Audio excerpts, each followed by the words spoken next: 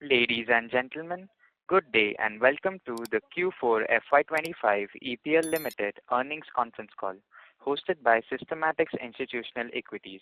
As a reminder, all participant lines will be in the listen-only mode, and there will be an opportunity for you to ask questions after the presentation concludes. Should you need assistance during this conference call, please signal an operator by pressing star then zero on your touchtone phone. Please note that this conference is being recorded.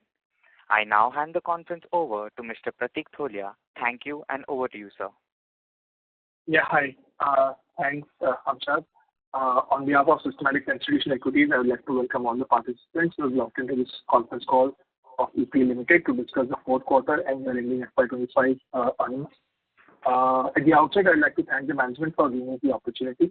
From the management team, we have Mr. Anand Kripali, MD and Global CEO, Mr. M.R. Ramasamy, COO, Mr. Deepak Goyal, CFO, Mr. Srihari Rao, President, AMESA Region, and Mr. Omkar Ganguly, Head Legal, CS and Compliance Officer. I would like to now invite Mr. Anand Kripali to begin the proceedings by giving his opening remarks. Thank you, and over to you, sir. Thank you very much, Pratik, and hello everyone. Very good evening to you, and thank you for joining us for EPL's Q4 FY25 earnings call. I'm delighted to share the fact that we had a strong quarter in the midst of a challenging macro environment, reflecting the strength of our strategy and the rigor of our execution. Our revenue for the quarter grew by 7.4%, EBITDA grew by 17.7%, and PAT grew by 42.4%. This marks the 11th consecutive quarter of EBITDA margin expansion, supported by sustained double-digit EBITDA growth. Our margins remain robust at 20% plus, reflecting specific management actions to correct Europe and the Americas, while ensuring operating discipline and product mix improvements. Revenue growth during the quarter was 7.4%, driven by a solid performance in the Americas and the EAP regions, while Europe recorded modest growth. In AMESA, particularly India, while overall growth remained flat, the underlying business performance is encouraging, negated partly by lower intercompany laminate sales, which helped optimize inventory levels and improve our overall net working capital. The underlying demand trend in tubes remains positive. Within personal care and beyond, beauty and cosmetics witnessed over 20% growth, fueled by focused investments in capability and technology, adoption of NeoSeam, deeper customer engagement, as well as sharper execution. This segment continues to accelerate quarter on quarter, reinforcing our strategic direction and all the efforts that we have made on beauty and cosmetics over the last year. EBITDA performance was encouraging across all regions. In India, margins have shown a clear recovery in line with our commitment. We saw 100 basis points year-on-year improvement and 170 basis points sequential increase, driven by operational efficiencies and improved product mix.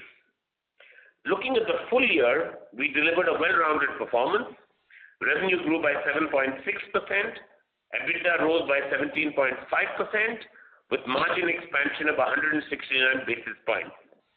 Underlying PAT grew by 44.6%. Our category mix continued to evolve in the right direction, with personal care and beyond growing at 10.3%, nearly double the 5.6% growth in oral care. This segment now contributes to 48% of our total business.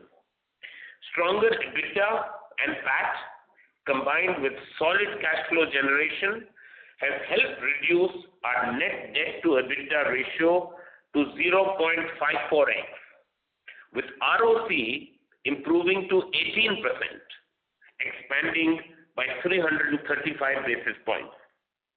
Consequently, our EPS has improved from rupees 7.88 in FY24 to 11.38 in FY25, an improvement in EPS of 44%.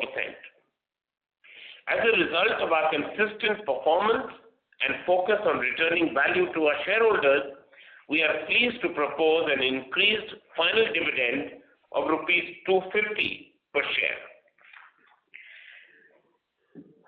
Sustainability remains a cornerstone of our long-term vision. As of FY25, 33% of our overall portfolio is now recyclable, and we are seeing strong customer engagement and conversion momentum in this area. During the quarter, EPL was awarded an A rating by CDP for both climate change and water security, which is actually their highest rating. Further, we were honored with the UNGC Forward Faster Sustainability Award 2025 under the category of Sustainable Supply Chain Excellence, reinforcing our leadership in responsible packaging along with multiple awards for our people practices. Looking ahead, I would like to highlight 4 key areas of focus. First, beauty and cosmetics growth. We are excited to build on the momentum in our beauty and cosmetics segment. Our order pipeline remains healthy with new customer wins across geographies backed by NeoSeam tubes and superior printing capabilities. We are also making selective investments in extruded tubes to further strengthen our product offerings in this segment. This will remain one of our key focus areas as we continue to leverage our competitive advantage in sustainability and innovation and deliver strong double-digit growth. 2. Expansion in high-growth markets. We see promising growth potential in Brazil, where capacity expansion is underway and expected to be operational in this quarter itself. Similarly, our Thailand Greenfield project is progressing as planned and will contribute from H2 onwards. We will continue to explore further Greenfield expansion and M&A as and when it's available. These initiatives demonstrate our ability to scale operations as we look ahead. Number 3, sustainability. Our sustainable tube mix has risen to 33%, up from 21% last year.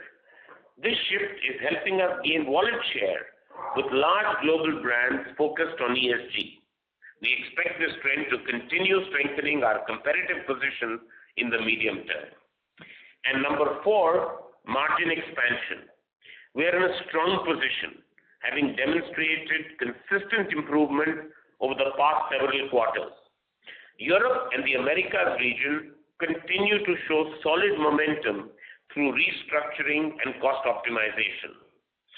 Overall, we remain confident of delivering EBITDA growth ahead of revenue growth, and our sharp focus on CapEx and interest costs positions us well for continued PAT growth and ROC improvement.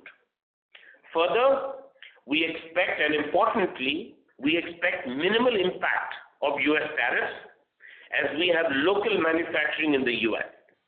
Also, our exports to the U.S. is relatively small. Further, EPL has contractual pass-through of duties with most customers. So in summary, FY25 has been a year of strong execution, solid financial delivery, and strategic progress. Our ability to navigate global challenges while advancing our goals in sustainability, margin enhancement, and innovation puts us in a strong position for FY26. We remain confident in our ability to deliver double-digit growth and continue improving margins.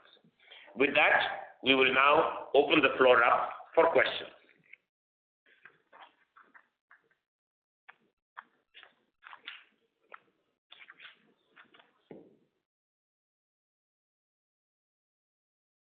Thank you very much. We will now begin the question and answer session. Anyone who wishes to ask a question may press star and 1 on their touchtone telephone. If you wish to remove yourself from the question queue, you may press star and 2. Participants are requested to use handsets while asking a question. Ladies and gentlemen, we will wait for a moment while the question queue assembles.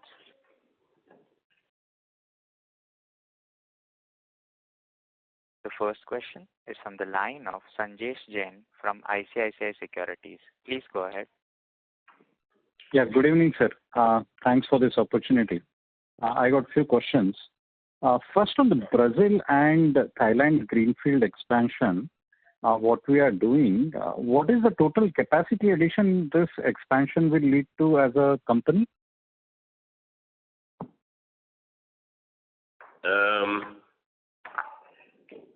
So, in Brazil, we are adding capacity essentially for beauty and cosmetics because we have already sold out our existing capacity on beauty and cosmetics.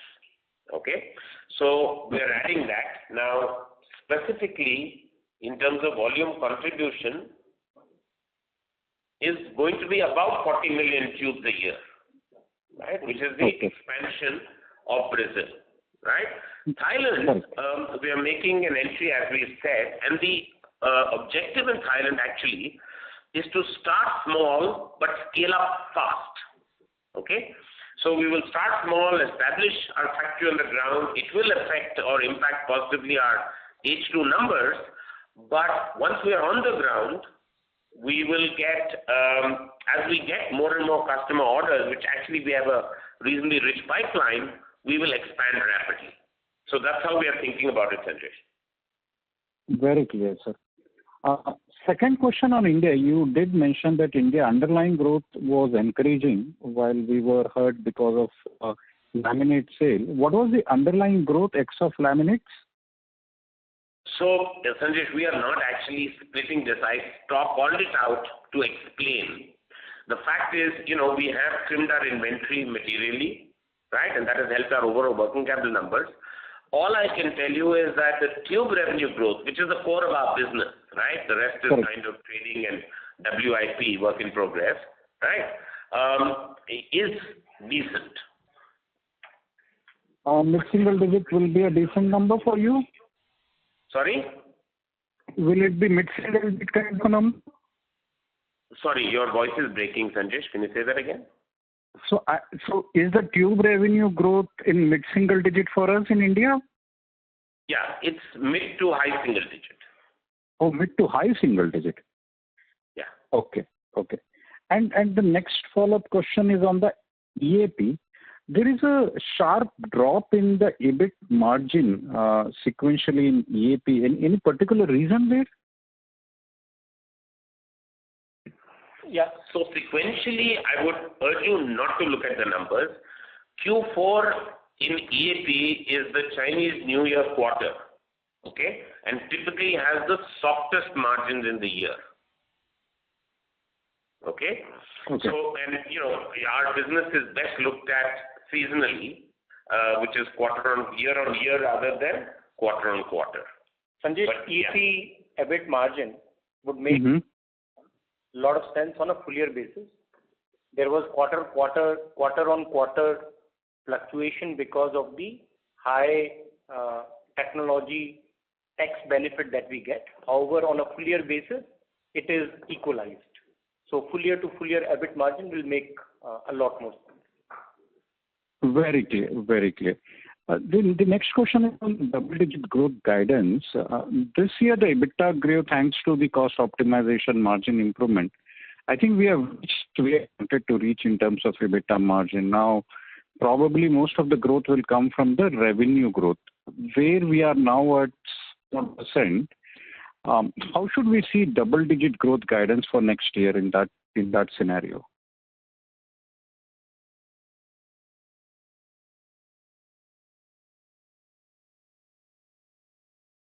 Ladies and gentlemen, we seem to have lost the connection with the management. Please wait while we reconnect the management.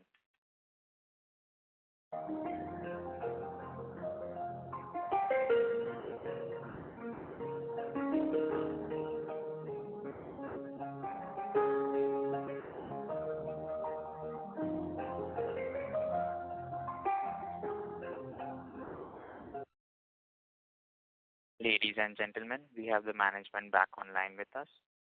So please go ahead. Sir, you want me to repeat the question? Yes, the last one I couldn't hear, Kotkar. Okay. See, my question was on the double-digit EBITDA growth guidance for next year. In terms of EBITDA margin, we have reached where we have targeted for almost 20.5%. So next year, most of the EBITDA growth should come by the revenue growth, where we are at mid-single digit today for the whole year FY24 as well. What gives us the confidence of a double-digit growth in FY26? So first of all, we still have margin improvement opportunities in select geographies. Okay, I don't think the full margin improvement has played out in the Americas or indeed even in Europe, and there are some corrections to be done in India. So there is still opportunity for margin improvement. But I think your point about double-digit revenue growth, I think is an important one. Now, the way we're thinking about it, and listen, we cannot deal with macros, right? And what happens with macros, given that there is some softness in FMCG in India and so on and so forth. But what I can tell you is this. So one is, first of all, that our beauty and cosmetics growth, where there is massive headroom for expansion, we have been working on this over the last year, probably 15 months, and we are now beginning to see this momentum coming. And the day we get to mid to high teens consistently in beauty and cosmetics growth, our blended growth will come into the double-digit zone. The second point I want to make is that, while there are certain challenges with macros, particularly, let's say, in India and China to an extent, there are various things we're doing to mitigate this. Just as an example, in China, for instance, we are looking at driving extruded business, right? And we have made a selective investment in extruded capability, right? So while we drive conversion to neotheme, we head-on start taking share in extruded, and actually we are seeing very, very good signs of success by going head-on with extruded tubes. In India, for instance, we are mounting a lot more aggression on exports out of India, okay? And we have the Middle East and the Africa region as part of EMESA, right? And those are opportunities for growth. So when you look at all this put together, right, I think we have a clear line of sight for double-digit growth. If the macros were a little more enabling, that would have happened earlier. But we are doing things to make sure that even if we don't see a major reversal of that we get there in quick time. Clear. What is the CapEx for next 360 to 6 per annum for last 3 years? Sanjesh? Okay. Is it audible now? Yeah. So I was looking for a capex for FY26. For last 3 years, it has been in the range of 360 to 380 crore. That should be the number for FY26 as well? Right, Sanjesh. That's how we are looking at the capex plan right now. The capex is sufficient, as I've been mentioning, is sufficient to fund our double-digit growth ambition. Very clear. Just one on the U.S. Tariff side. We do export laminates from India and China, and that is a side. But it impacts our competitiveness. Sorry, your voice is breaking again.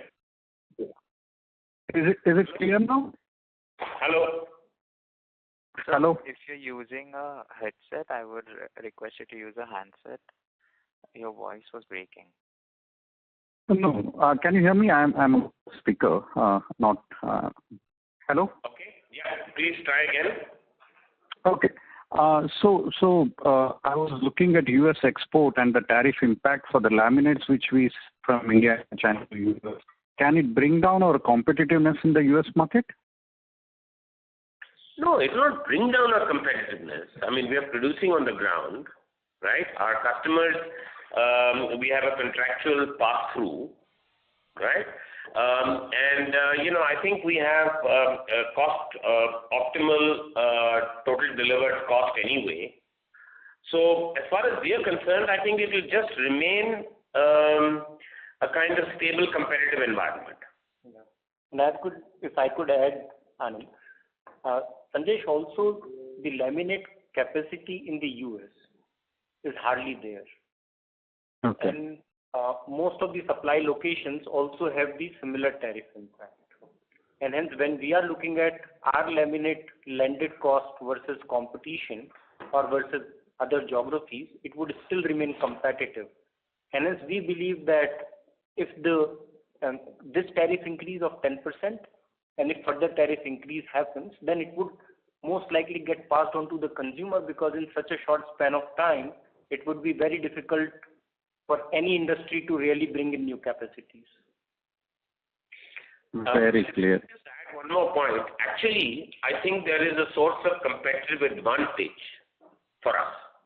A lot of tubes in the US come from China. We have local production in the US, and we have capacity in the US. We actually, and there are many customers of ours, including distributors and so on, who've been reaching out to us, right? Actually, there could be a source of competitive advantage, right, as this thing plays out. Huh? So, do you have a number how much of tube get exported of China? To rejoin the question queue. So this is just a follow-up. I will come back in the queue. Any idea how much of the tubes in US get exported from China? Do you have an idea? Listen, it's a very significant part of what sells on the west coast of the US, right? And it is a material percentage of total US sales, which means definitely in double-digit percentage contribution to US sales. Specific percentage numbers we won't have. Very clear, sir. Thank you. Thank you for patiently answering all those questions, and best of luck for the coming quarters. Thank you. Thank you. Thank you. The next question is from the line of Sameer Gupta from India Infoline. Please go ahead. Hi, good evening, and thanks for taking my question. Sir, firstly, I heard your piece on intercompany laminates which have affected AMESA growth, but my understanding would be that these are lower margin categories, and it should have had a impact on a margin improvement. Now, with that not happening, would it assume that going forward, as this intercompany laminate issue goes away, we would actually see a margin tapering off from here on? See, first of all, I will just use this as an explanation, because what happens is, on a full year basis, there is not much difference between, generally speaking, the tube revenue growth, the laminate growth, and the total growth. But quarter to quarter, sometimes, there are inventory variations that happen that impact the results, that prevents you from reading what's really happening properly. Okay?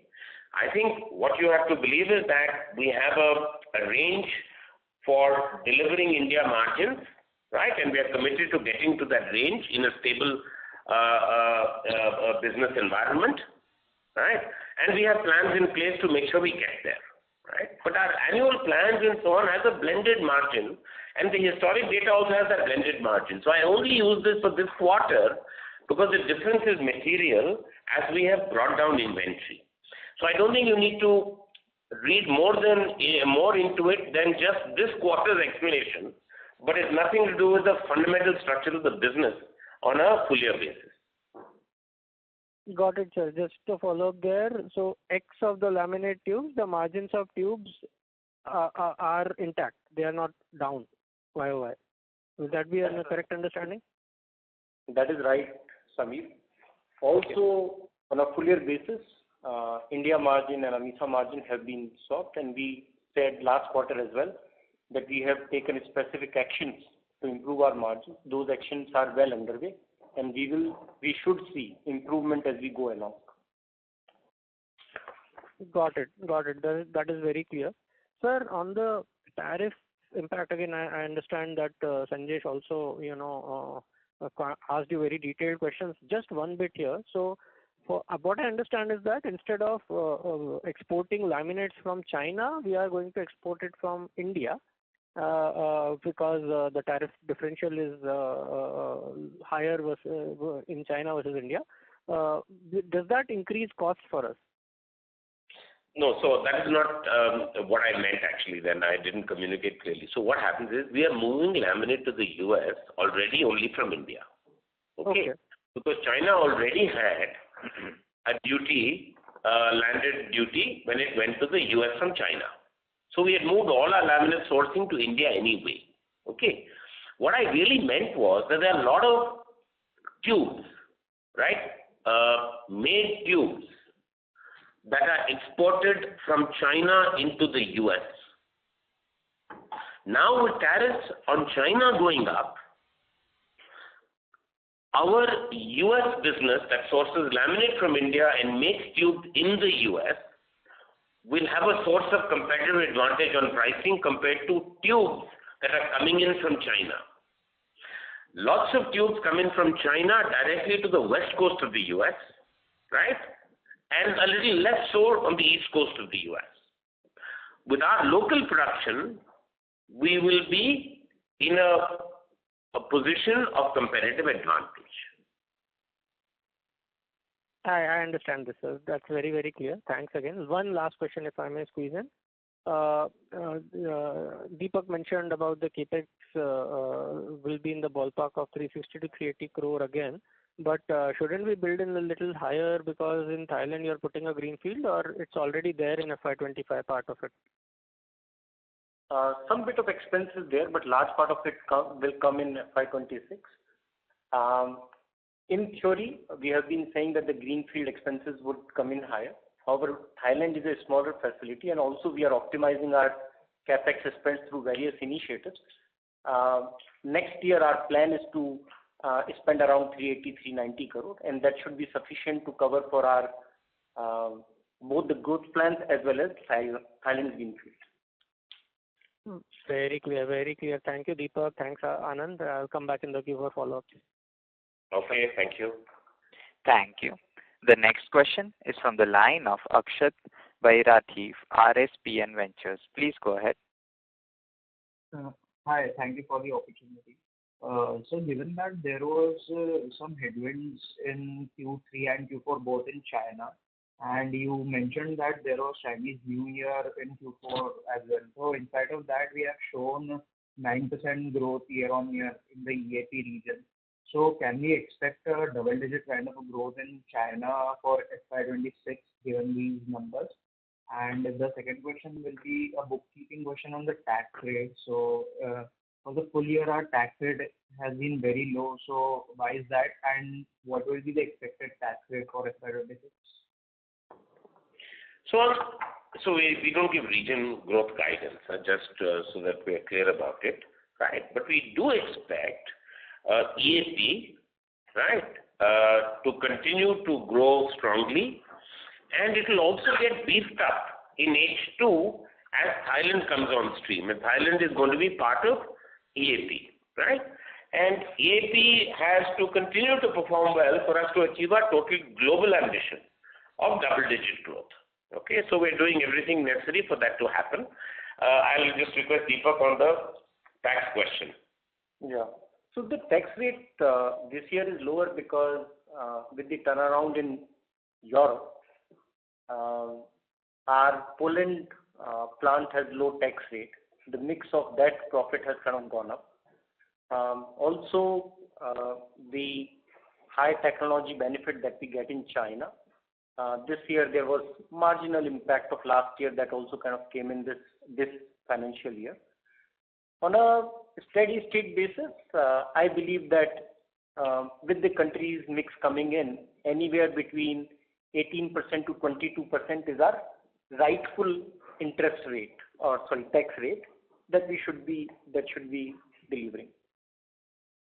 Okay, sir. Thank you so much. That's it from my side. All the best. Thank you very much. Thank you. The next question is from the line of Salabh Agarwal from Snowball Capital Investment Advisors, LLP. Please go ahead. Good evening, sir, and thank you for this opportunity, and many congratulations for the continuing good results. So the first question is, referring to your presentation slide number 14, where we have given the categories of the personal care and beyond. So are there any subcategories, on the left side where we are still not present and where our competitors are present and where we may have a scope of launching products in that subcategory? I mean, so there are lots of micro categories that can sell in tubes. For instance, cockroach repellents, right? Sure. Mehendi, and you can call that personal care or whatever you like, but mehendi. And we are we are providing tubes for the mehendi industry. But by and large, I would say that, the left-hand side covers most of the subcategories, because the last one we added there was grease and gear oil. Okay, so there are these small ones really keep emerging, but they won't be so material really. The material ones are the ones that start from the top. Sure. And are there any material categories in this beauty and care where our exposure is still limited, or we are still smaller than our competitors, where we can have a much higher scope of growth in future? So I think we tend to be reasonably good on hair care. Okay. But I think we have a lot of headroom on skin care, right, at a very broad level. Sure. And this will primarily be the European market where we'll be behind some of the niche competitors? I mean, I think, you see, we have relatively lower shares in beauty and cosmetics, certainly in most geographies. Okay? Sure. Specifically, we have very low shares in Europe and the Americas, right? And we have a very aggressive plan to grow in the Europe and the Americas, and we are beginning to see traction in both these regions. Okay? In China, we still have a relatively small share, but we've been growing at 20% for 5 years now in a row. Okay? So the opportunities are growing much faster than the category. So I think the main point is the headroom for growth in beauty and cosmetics is significant everywhere in the world, probably a little bigger in some regions and a little less in other regions. Right. And so what will be our right to win in some of these markets, especially in these categories where we are still a little smaller? Is it if we really benchmark ourselves with competitors on cost, so can we confidently say that we will be, given our size and economies of scale, are we the lowest cost manufacturer even for some of these beauty and care tubes? Would that be a good statement to make, at least on 80-90% of products? So as a principle, I can tell you, we are the lowest cost producer in the world, right, by at least 3%, if not more. Okay? And that is because compared to any other regional competitor, the Indian mindset of frugality as a culture, right, and our ability to extract more from the machines and run our machines for longer than anybody else in the world. So generally speaking, total delivered cost, like for like, EPL is lower. Okay, and that's why you also see that we have better margins than most other people. Our other right to win, apart from cost leadership, right, is the fact that we are a leader in laminated tubes, and as people convert to laminated tubes, we get a higher share, right, as they convert it from extruded. We also have NeoTheme, which is a very, very cost-effective option to ensure that you have all the bells and whistles of a beauty and cosmetics tube, but at a much lower price than extruded. And selectively leveraging the deep customer relationships we have, we are also pursuing extruded, okay, and with reasonable success. And we have a reasonable extruded business in Europe, in India, and now in China. Sure.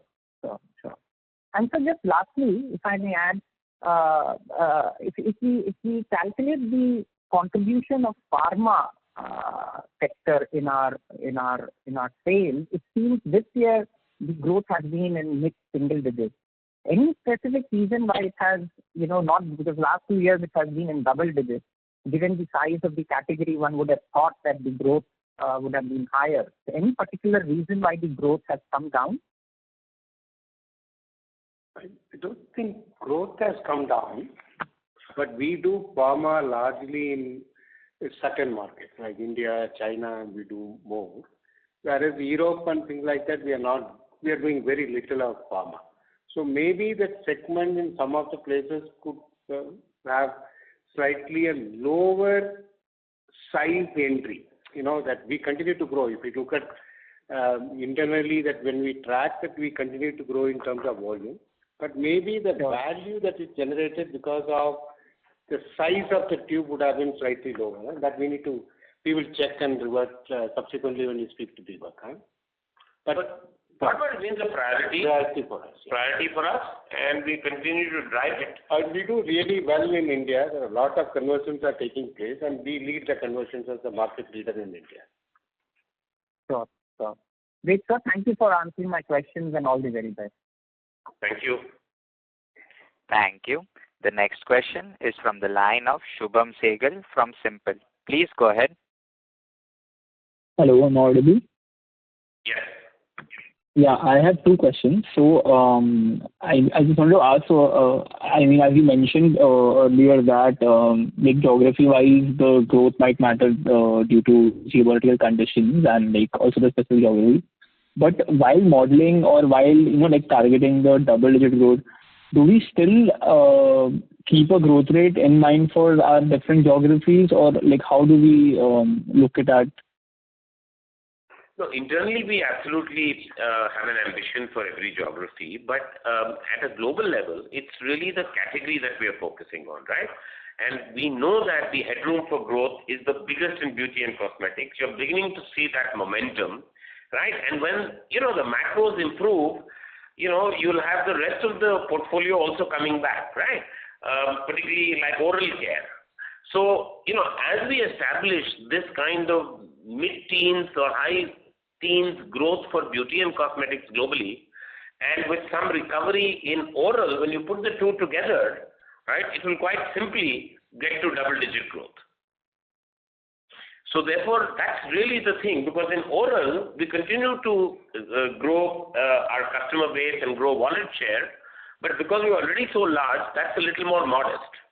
The big headroom is from beauty and cosmetics, and you can see the momentum picking up for beauty and cosmetics. So actually, I'm very confident that with a little bit more support from the macros, right, we will be in the double-digit zone.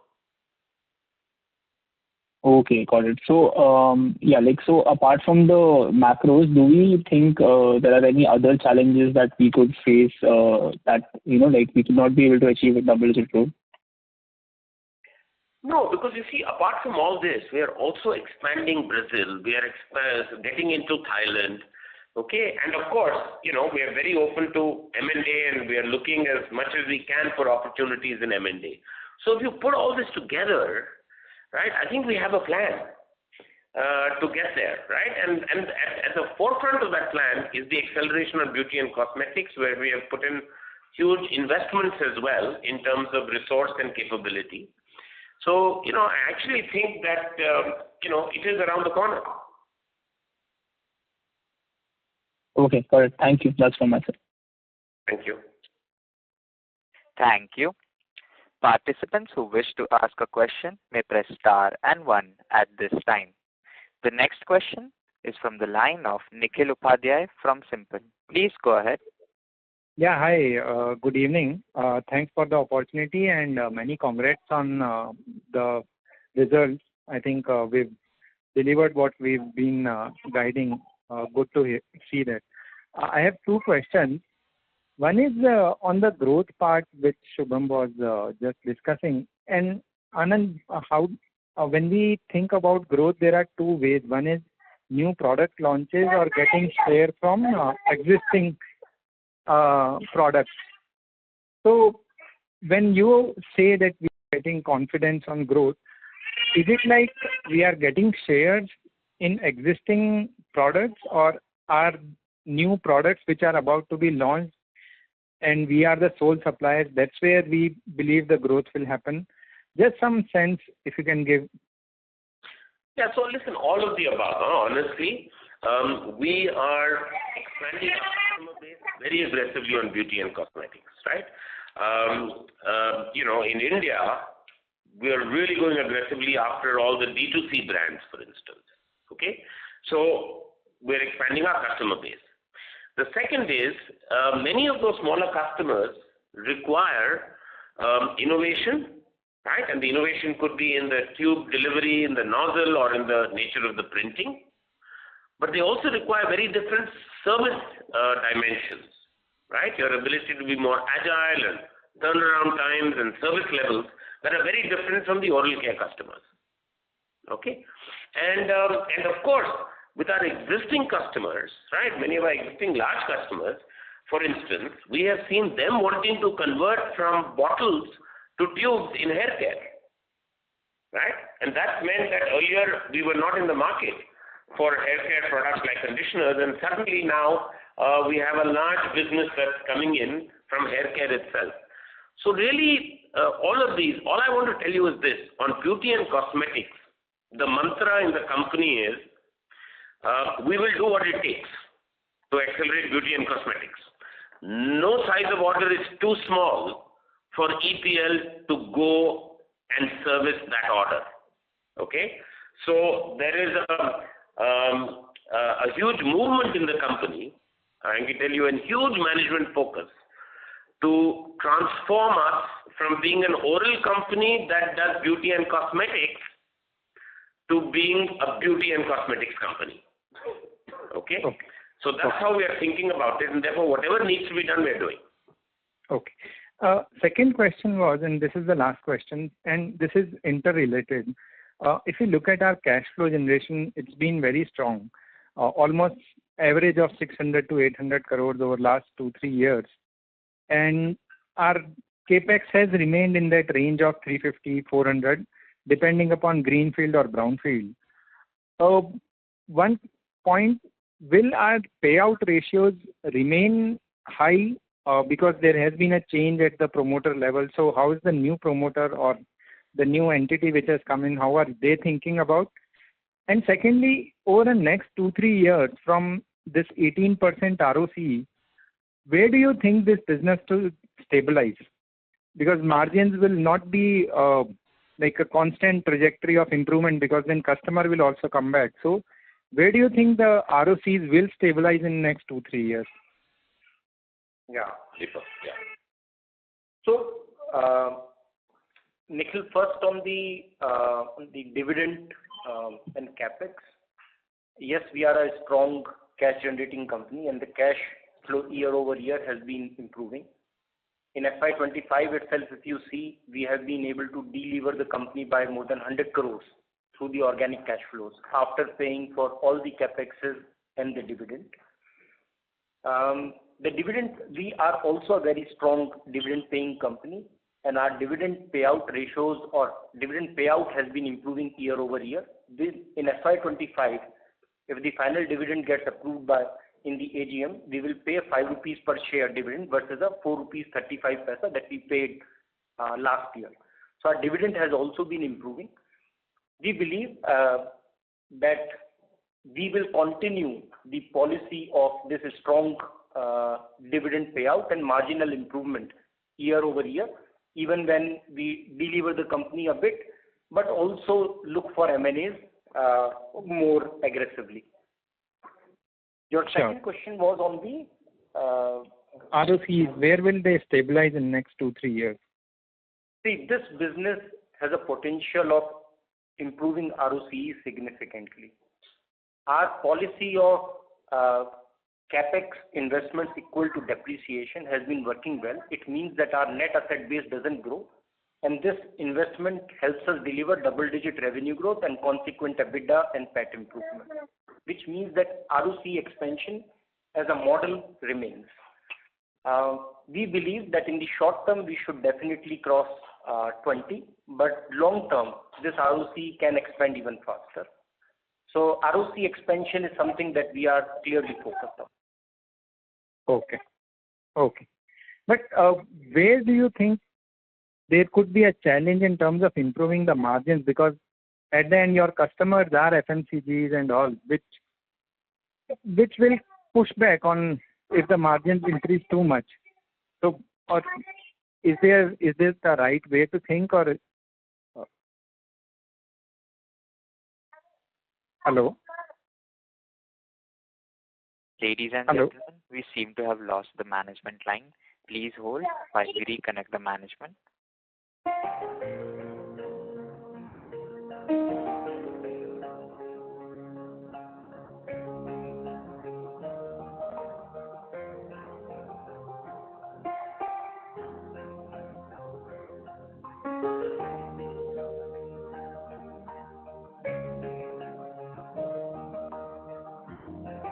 Ladies and gentlemen, we have the management back online with us. So you may proceed. Deepak, you want to complete the answer that you were talking about ROC? ROC answer I completed. Nikhil, I think you had a follow-up question. Yeah, I had a last question. See, we are at 21% EBITDA margin, and if you look at history in last 15 years, this business has done beyond 20 very rarely. And the kind of customer profile we have, which is like FMCG and likes, which would push back if the margins increase too much, or like if we do make very high margins. So where do you think the margins, we may get a pushback from the customers, and that can be the cap on the margins? Or is there a different way of thinking now versus what has happened in the business in last 15 years? See, there is a difference in the margin profile this time versus what happened in the past. This time when we have delivered 20.3% margin in this quarter, we have not done it by huffing and puffing and stretching our P&L. All four regions, if you see, and AMESA and EAP margins are actually lower than prior year, right? And Europe is still at 16-17%, Americas at 18-19%, which we believe is in the right range, probably with some opportunity is still left. So we have reached this margin without stretching our P&L, so we believe it is in sustainable zone with some opportunities still left. However, to continuously delivering an EBITDA growth is essential to deliver a strong revenue growth also, and that is where all of us are focused on. So I think as a management team, when we are thinking of it, we are looking at delivering double-digit revenue growth and margin growth ahead of revenue. Okay. Right. Okay. Sure. Yeah. Thanks a lot. Thanks. That answers my question. Thanks a lot. Thank you. Before we take the next question, we would like to remind participants that you may press star and 1 to ask a question. To ask a question, please press star and 1 now. The next question is from the line of Shubham Sehgal from Simple. Please go ahead. Yeah, I just had a follow-up on the margin itself. So, like previously we had mentioned that we are beginning to target smaller customers as well to like get a good margin on our orders. So, like that strategy, could you just like elaborate how it is faring for us as of now, and will it have any impactful, like will it have any materially impact on our margins? Like will it support our margins, or will it take a longer time? So, like, could you just elaborate on that? Yeah. So smaller customers are mostly in beauty and cosmetics, right? And as we are getting into beauty and cosmetics, we believe that our margin will automatically get a little bit of leverage because the ASP for beauty and cosmetics is higher. The fixed costs kind of continue to remain as they are, and hence there is a better leverage. That enables us to deliver a little bit of leverage on EBITDA. However, you see we have a large base, right? And for any specific segment to make a material impact on overall level, it will take some time. But is it a positive as a trend line? I think it will continue to remain positive, and that is the reason we as management say that we are looking at delivering double-digit revenue growth and margin growth ahead of revenue. Okay. So, but also to service these smaller customers, like, did we like make any changes in our like supply chain or something? Or because I remember in like I think 3 or 4 con calls ago, we had started to mention that we are targeting these smaller customers. So did we have to make any changes at the company level, or we just thought that it would be now better that we can target these players? So there are multiple changes that we have made, right? And this we have been communicating to our investors now for some time. The first is in the acquisition strategy itself. When we look at oral care as a category, you are generally talking about 4 large players of Colgate, P&G, Unilever, etc., right? While beauty and cosmetics as a category is smaller customers, regional customers across geography. So the acquisition strategy has to be different, and we have hired more salespeople which we are calling hunters, to really acquire those customers. Second is the back-end flexibility. We need flexibility for larger type of queues, more dials, smaller MOQs, and more flexibility in our plants, right? And it requires some capex investment that we have mostly done in all of our plants, all of our regions. So those are the investments that we are making to deliver to this growth. So it's not only focus and effort only, it is on the back of solid investment in the ground and initiatives that will take us to accelerated BNC growth. Okay, thank you. Thank you. Thank you. The next question is from the line of Saket Kapoor from Kapoor & Co. Please go ahead. Yeah, namaskar sir, and thank you for the opportunity. Can you give some color on how the raw material basket is currently shaping up and the key constituent in the entire value chain, sir? I would say that raw materials basically have been, I would say, benign, if I can use that word, and prices of all the key commodities have been kind of range bound. Okay, so I think it's a stable cost environment, commodity cost environment that we're in right now. And sir, can you give the key constituents in terms of percentage which constitute the major raw material basket? We'll talk about. And are they crude derivatives? Are they the crude derivatives only? Are they crude derivatives? So. Yeah. Polymers. So some of them are crude derivatives, some of them are the naphtha. It's primarily polymers. Yeah. But this over a period of time, it's a range bound after the COVID escalation and the supply chain disruptions. Now it has become more or less stable. There is some amount of variation which we pass through. Because most of our businesses are contractual businesses, we pass through. So for RM continuity, we have long-term contract with offtake clause, or who are the key suppliers from whom we source our raw materials domestically and internationally?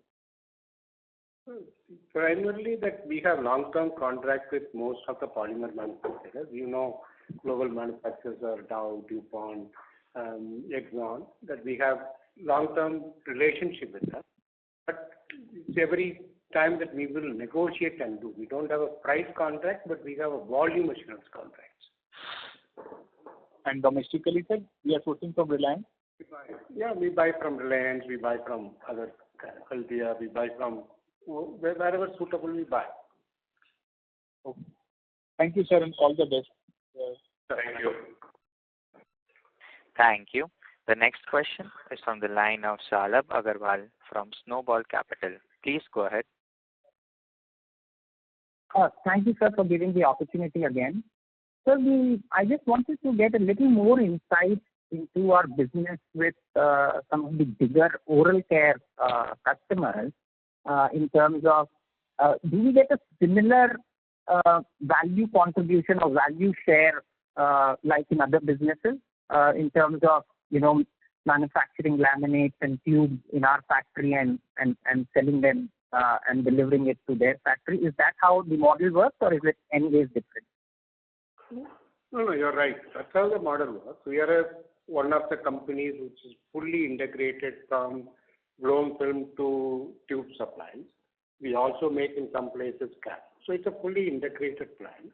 Most of the oral care vendors have, they have their own buying strategies. In some places, maybe for the same customer, we may be the primary supplier. In some regions, we may be a secondary supplier. But that balance depends upon our service levels, our ability to meet their other targets, right? So it's very stable business, contractual businesses. In many places, it's a contractual business. So what you need to also importantly note over a period of last 10 years, we are also moving to supply to many regional oral care players. See, like in India, there are many regional oral care players. In China, there are many regional oral care players. They are country specific or region specific. So we also have, over a period of time, have a good business relationship with them. So overall, as a category grows by certain percentage, we will always grow slightly better than that because that we continue to add customers. Sure. But the entire tube and everything is getting manufactured in our factory and being supplied to them. Yes, we make, as you know, we make laminates in few places because laminate is bulkily manufactured, easily transportable. But we make tubes in many places. Sure. Thank you, sir. Thank you. Thank you. As there are no further questions from the participants, I now hand the conference over to Mr. Pratik Tholia for closing comments. Thanks, Hamshad. Once again, on behalf of Systematic Institutional Equities, I'd like to thank all the participants for joining for this conference call. And once again, thanks to the management for giving us the opportunity. So would you like to make any closing comments? No, that's it. I just want to thank everybody for their continued support to EPL. Great. Thank you so much, sir. Okay, thank you. Bye. Bye. Thank you. On behalf of Systematics Institutional Equities, that concludes this conference. Thank you for joining us, and you may now disconnect your lines.